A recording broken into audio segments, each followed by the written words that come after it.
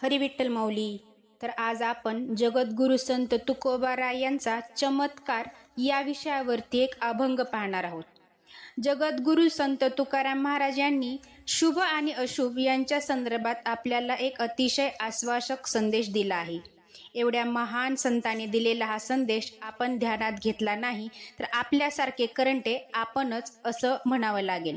तर ते आपल्या एका अभंगात म्हणतात, शुभ झाल्या दिशा अवघाची काळ, शुभ झाल्या दिशा अवघाची काळ, अशुभ मंगळ मंगळाची, हाताची या दीपे दुरावली निशी, हाताची या दीपे दुरावली निशी, न देखी जे कैसी आहे तेही, सुख दुःखाहुनी नाही विपरीत, सुख दुःखाहून नाही विपरीत, देतील आघात हित फळे, तुका म्हणे आता आम्हासी हे भले, तुका म्हणे आता आम्हासी हे भले, अवघेची झाले जीवजंत.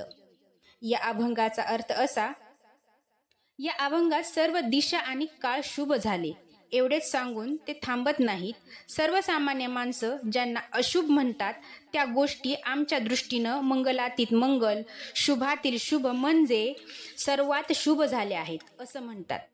तुकारामांवर अपार प्रेम करणाऱ्या लोकांनी त्यांच्या या वृत्तीचा अंगीकार केला पाहिजे असं मला वाटतं. माणसामध्ये आरपार बदल करून टाकण्याचं सामर्थ्य त्यांच्या या विचारात आहे. याच अभंगात त्यांनी पुढं काढलेले उद्गार कसे आत्मविश्वासानं ओतप्रोत भरलेले आहेत. हातात घेतलेल्या दिव्यांमुळं रात्र दुरावली आहे आणि ती कशी आहे ते दिसतही नाही इतकी दुरावली आहे असं ते म्हणतात. हा दिवा विचारांचा आहे, विवेकाचा आहे, ज्ञानाचा आहे, मानसिक सामर्थ्याचा आहे.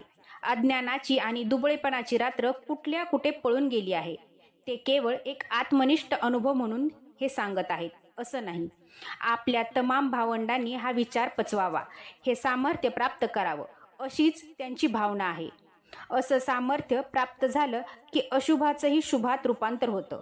आघात देखील हितकारक फळं देतील.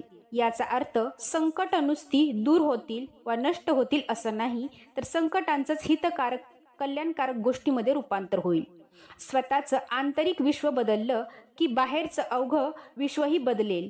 मग कुणी अशुभ अपवित्र आहे ही भावना राहणार नाही. सगळे प्राणीही भले वाटू लागतील, चांगले वाटू लागतील. या अभंगाच्या अखेरीस तुकाराम महाराज म्हणतात की सर्व जीवजंतू हे आता त्यांच्या दृष्टीनं भले झाले आहेत. मनाची उत्कट प्रसन्नतेनं फुललेली ही अवस्था आपल्याला लाभावी असं कुणालाही वाटावं इतकं मोठं वैभव या उद्गारात आहे.